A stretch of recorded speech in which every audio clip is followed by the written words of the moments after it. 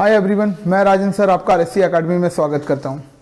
आज हम लोग टेंस के बारे में पढ़ेंगे। ठीक है, टेंस को हम लोग क्या, कोई आपसे पूछे व्हाट इज टेंस तो आप सिंपल सा बोलिएगा टाइम इज कॉल्ड टेंस। समय को ही हम लोग काल बोलते हैं। ठीक है, time is called tense. Tense के 3 टाइप्स है, present tense, past tense and future tense. कितने टाइप्स है? 3, प्रेजेंट, पास्ट एंड फ्यूचर। और हर एक का अपना 4 टाइप्स है। जैसे प्रेजेंट टेंस के कितने टाइप्स है? 4। कौन कौन? Simple present, present continuous, present perfect, present perfect continuous. Past tense के भी वही 4 टाइप्स है, simple past, past continuous, past perfect, past perfect continuous. Future के भी वही 4 है, simple future, future continuous, future perfect and future perfect continuous. मतलब एक अगर हम लोग याद रख लेते हैं कि simple, continuous, perfect and perfect continuous, सब में खाली अपना अपना जोड़ देना है, प्रेजेंट, पास्ट और फ्यूचर बोल के। ठीक है, तो ये टेंस है।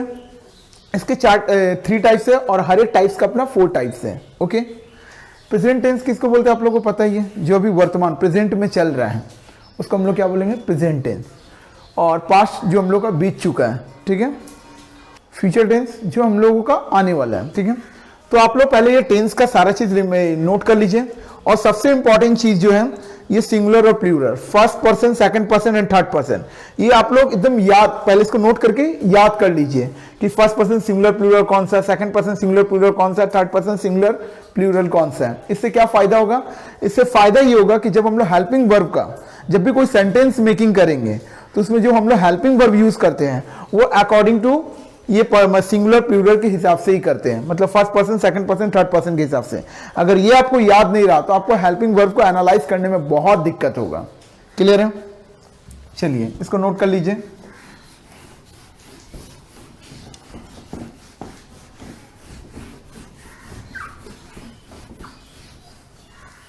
जैसे हम लोग कोई भी सेंटेंस मेकिंग करते हैं, जब भी हम लोग कोई सेंटेंस मेकिंग करते हैं तो इस सेंटेंस में किसका किसका रोल होता है? सब्जेक्ट का रोल होता है, फिर आता है हेल्पिंग वर्ब का रोल होता है।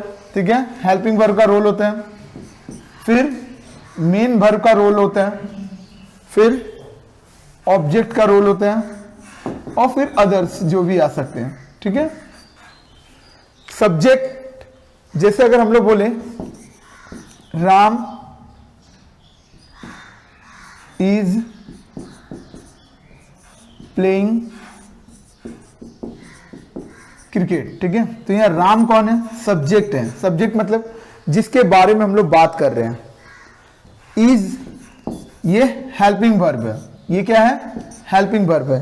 तो ये हेल्पिंग वर्ब मैंने इज जो लगाया, ये कैसे लगाया, ये आप लोग जब वो जो मैंने पर्सन लिखा है, first person, second person, third person, उसके अकॉर्डिंग मैंने इसको यूज किया। ये मैं आपको जब हम लोग टेंस में पूरा डिटेल में एंटर करेंगे तब मैं आपको बताऊंगा। अभी जस्ट हम सेंटेंस का थोड़ा सा टेंस के बीच में इसको एंटर कर रहे हैं। ठीक है, प्लेइंग मेन वर्ब है और क्रिकेट जो है वो हम लोग का ऑब्जेक्ट है। ठीक है, मैं जस्ट आपको ये बताना चाह रहा हूं कि टेंस हम लोग जो सीखेंगे उसमें सेंटेंस का बहुत बड़ा रोल रहता है। ठीक है, तो आपको subject, helping verb, main verb, object and other ये पहचानना आना चाहिए, तभी आप किसी सेंटेंस को मेक कर पाओगे।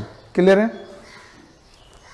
तो अब मैं आप लोगों को हेल्पिंग वर्ब का मतलब जो हम लोग को टेंस को एनालाइज करने में मदद करता है कि हम लोग किस टेंस में बात कर रहे हैं, किस टेंस में बात कर रहे हैं, प्रेजेंट में बात कर रहे हैं कि पास्ट में बात कर रहे हैं कि फ्यूचर में बात कर रहे हैं कि प्रेजेंट परफेक्ट में बात कर रहे हैं कि पास्ट कंटिन्यूअस में बात कर रहे हैं कि फ्यूचर परफेक्ट में बात कर रहे हैं। ये हम लोग हेल्पिंग वर्ब उसमें मदद करते हैं।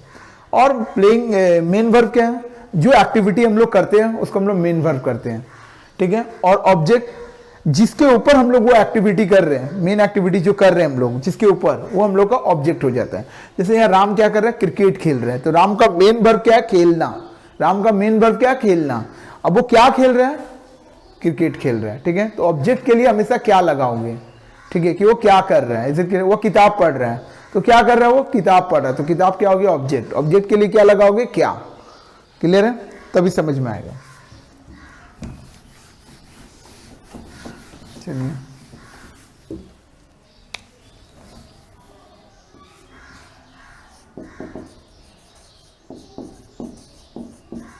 सिंपल प्रेजेंट को कैसे पहचानोगे कि ये सिंपल प्रेजेंट है?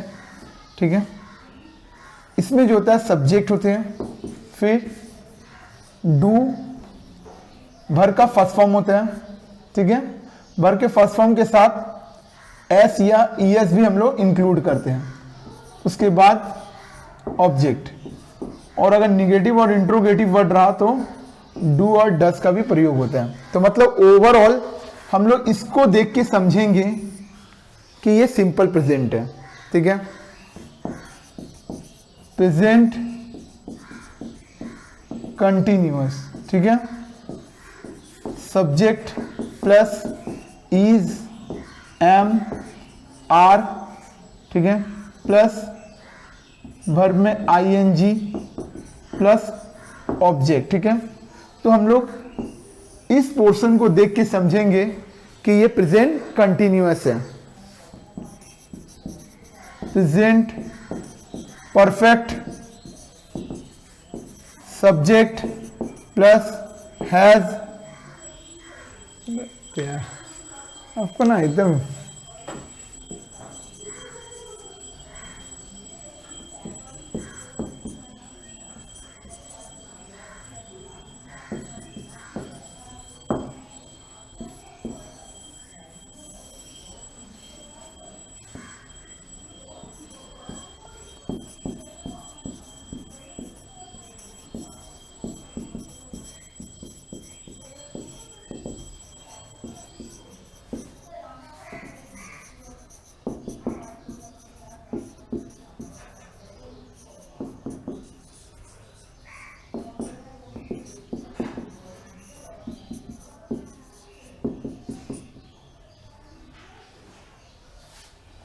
देखो,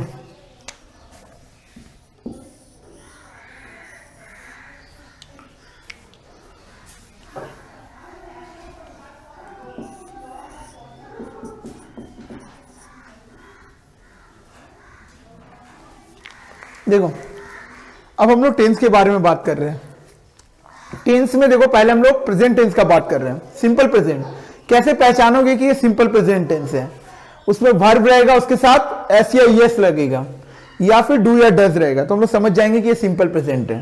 प्रेजेंट कंटिन्यूअस कैसे पहचानेंगे? इज, एम, आर और वर्ब के साथ आईएनजी लगेगा। प्रेजेंट परफेक्ट कैसे पहचानेंगे? हैज, हैव और उसके साथ V3 लगेगा। प्रेजेंट परफेक्ट कंटिन्यूअस कैसे पहचानेंगे? Has, have, been plus verb के साथ आईएनजी लगेगा।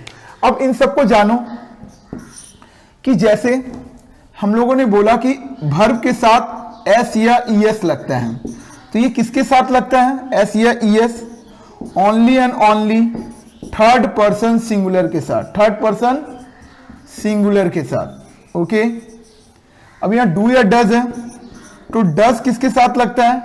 थर्ड पर्सन सिंगुलर के साथ, ठीक है। और डू जो है रिमेनिंग के साथ, रिमेनिंग जो बच गए, रिमेनिंग मतलब third person except third person singular, except third person singular. इसीलिए मैंने बोला था कि वो सिंगुलर प्लूरल याद रहना चाहिए, ठीक है। उसके बाद इज किसके साथ लगता है? थर्ड पर्सन सिंगुलर के साथ, ठीक है। आर किसके साथ लगता है? पहले एम का बात कर ले। एम लगता है आई के साथ, और आर जो लगता है वो third person singular and I, इसको छोड़कर, ठीक है, एक्सेप्ट, ठीक है। बाकी रिमेनिंग के साथ वो लगते हैं। फिर क्या है? हैज और have, same like that. Has भी लगता है अपना थर्ड पर्सन सिंगुलर के साथ, ठीक है। हैव अपना रिमेनिंग, ठीक है, एक्सेप्ट थर्ड पर्सन सिंगुलर, ठीक है। ये आज हम प्रेजेंट टेंस का प्रेजेंट टेंस का जस्ट इंट्रो दिया है कि प्रेजेंट टेंस को कैसे पहचानते हैं। Simple present, present continuous, present perfect continuous, ये सबका जो मैंने बॉक्स बनाया है ये इसका साइन है पहचानने का, ठीक है। और ये सारे साइन जो है हम लोग कौन से सब्जेक्ट के साथ कौन सा हेल्पिंग वर्ब यूज करते हैं उसके लिए मैंने यहाँ पे एनालिसिस कर दिया है। तो इसके लिए पहले आपको सिंगुलर और प्लूरल का फॉर्म याद करना पड़ेगा कि फर्स्ट पर्सन कौन है, सेकंड पर्सन कौन है, थर्ड पर्सन कौन है। क्लियर है। नेक्स्ट वीडियो में मैं आपको पास्ट टेंस और फ्यूचर टेंस के बारे में बताऊंगा। तो नेक्स्ट वीडियो को देखने के लिए चैनल को सब्सक्राइब कर लीजिएगा। Thank you.